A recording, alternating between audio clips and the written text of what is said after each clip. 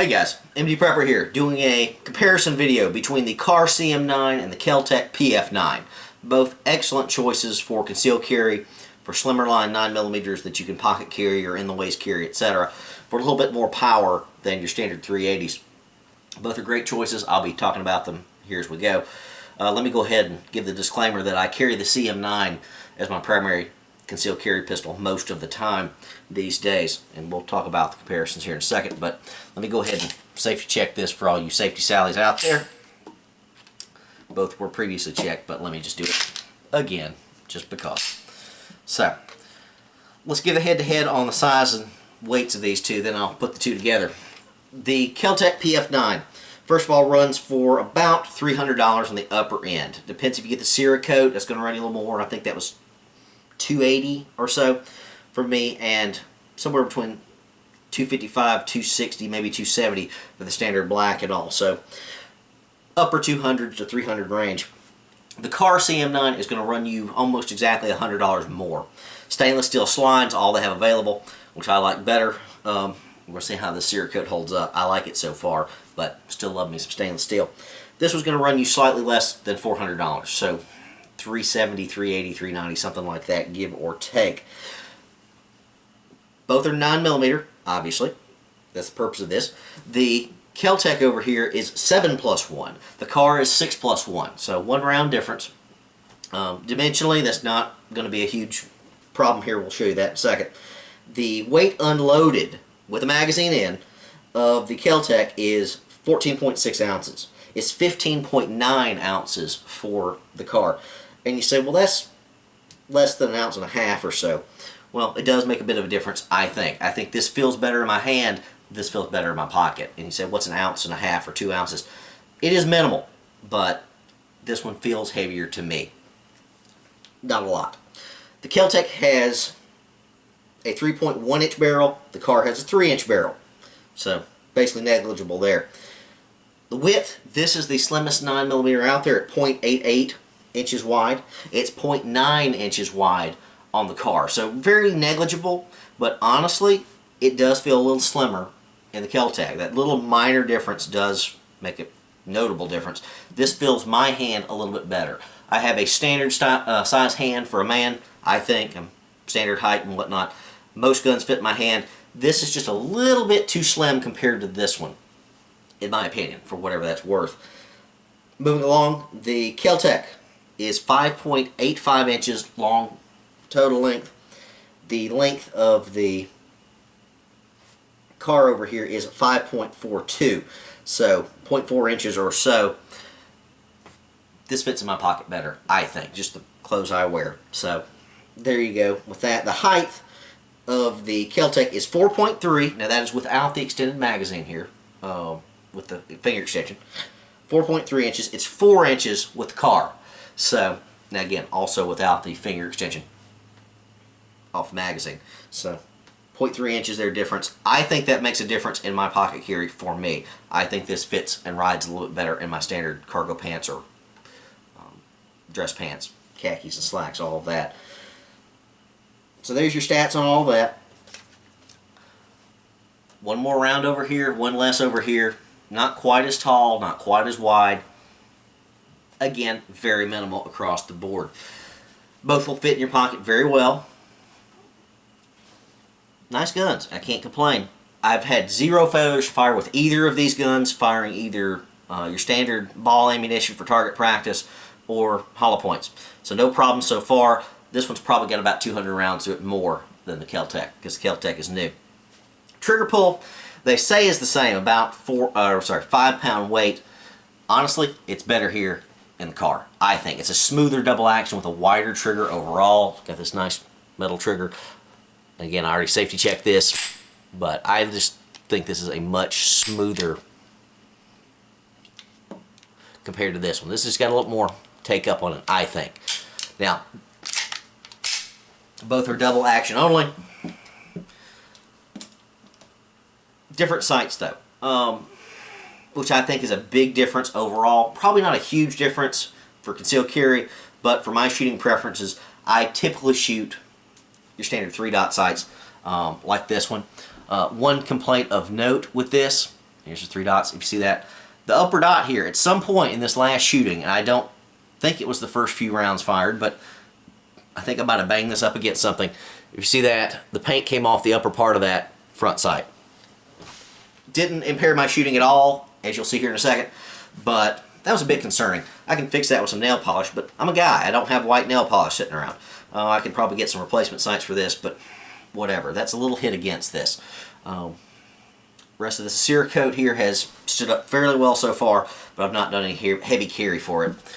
The Kahr has the dot and peg sights, which I am not a fan of. I have not shot those a whole lot. The only other gun I own with this is my SIG, and I don't like it nearly as much as 3 dots or your standard Glock sights, just because I have more experience. I've got about 10 years of experience with your 3 dot sights. I've got about 6 to 8 months worth of experience with the dot and pegs over here. So, personal preference, sights are better here on the Kel Tec than the Kahr. That may explain some of my accuracy issues. We'll see here in a second. Both fit very well in your standard pocket holster here. I believe this is a Black Hawk. It might be an Uncle Mike's. I can't remember. This was bought for the CM9, but this fits just fine here, and obviously perfectly here with the Kahr. So a little sharper edges here on this because of the accessory rail, so that's why you might have heard a little take up and a little creepier inside of this thing. Another note, this does have a small accessory rail. I don't think that's that important for a gun this size. I don't think I need extra weight or extra size or width or whatnot in something this small. A flashlight, a laser, maybe if you absolutely have to have it, but again, it's a concealed carry gun. I don't think you need the accessory rail, but there it is if you need that or want that. The Kahr does not offer that option, just nice and smooth. No problems there. Shooting comfortability, I think it's a lot more comfortable shooting the Kahr.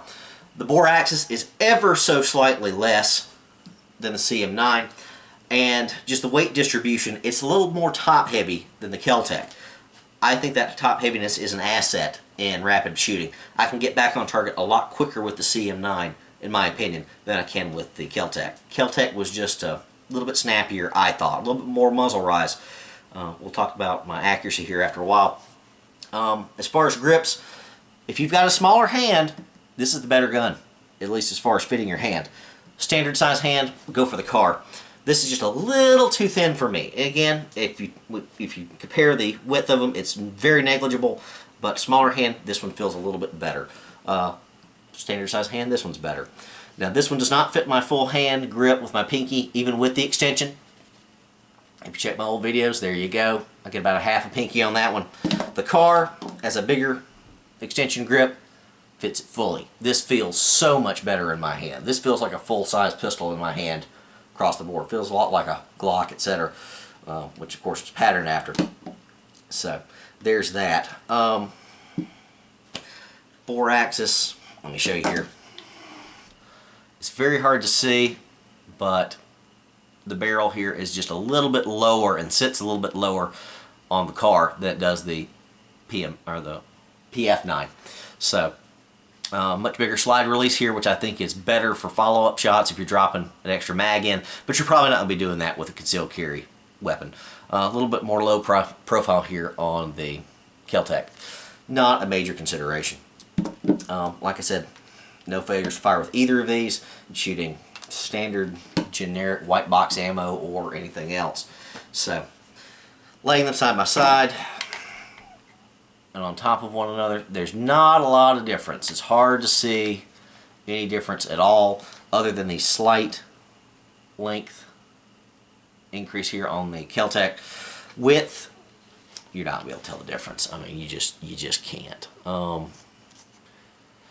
Very minimal, etc. So let's go on to the accuracy of these two pistols. I did a little test with Winchester White Box. 50 rounds, fired at 7 yards, not super fast, not super slow either. It's kind of a decent little clip. I fired 50 rounds of Winchester White Box, 5 rounds at a time, so 10 salvos, if you will, 10 groupings, just because that's the way I tend to shoot my semi-autos. So we'll start with Mr. Kel Tec here. I'm using a Dirty Bird shadow splattering target that's 12 inches by 18 inches, which I've never used before and I really like. Here's what we got at 7 yards. not bad. Not bad at all with the Kel Tec. Had a few flyers I would consider here off the outside edges and all that, but that is a lot of rounds right in the center of mass. So I was very impressed actually shooting this after only having fired maybe 200 rounds through this Kel Tec when I did this test. Like I said, I was not a huge fan of the trigger, but it seemed to do well. Despite the muzzle flip and all of that, had no major problems. I would say these lower flyers were for me trying to overcompensate for the muzzle flip, but look at the top here. Not real high at all, so shot very, very well with the PF9. Again, that's 50 rounds. Everything was on target. I like it. I like that a lot. I was very surprised by that target for the Kel Tec. Now, Mr. Kahr here. Now, this is with the extension grip. I have not fired the extension a whole lot. I've got maybe 100 rounds in it, with 50 rounds being this target set here. Again, another 50 rounds of Winchester white box. And I'm a pretty good shot, but I thought this was surprising. Down and to the right, for the most part, I had a few flyers, some to the high, some to the low, and a lot less in the center of mass, a lot less in the bullseye compared to the Kel Tec. All were on target, of course, same size target, etc., also from 7 yards. But your grouping here is a little bit tighter, but not quite as accurate as far as being on target. But we were closer here, I think, overall, with less flyers slightly than the Kel Tec. So let me see if I can put these two together side by side so you can see them. There you go, boys and girls. Right here on my right hand, right here, is the Kahr, and on the other side here is the Kel Tec. Honestly, I think the Kel Tec grouping overall for defensive purposes is better, which shocked the heck out of me. Again, these were fired not at the same time. I did 24 hours apart, so there was no wear and tear on my hands or, you know, shaking from shooting other rounds and all of that. Both these were fresh, straight up 50 rounds with no breaks in between other than reloading.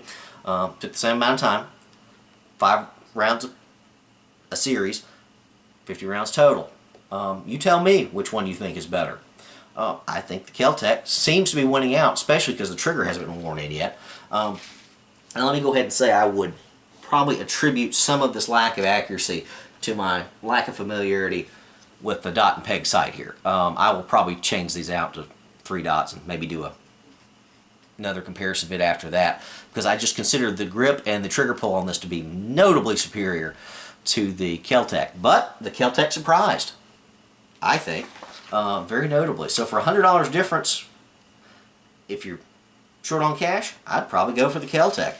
Overall, I still think I'm going to stick with the Kahr CM9 just because I like the way it feels in my hand and I like the less muzzle flip. But looking at my shooting, it didn't seem to matter a whole lot. Anyway, there we go, guys. Hope this was helpful. I'll probably do more reviews in the future. Comparison such. MD Prepper out.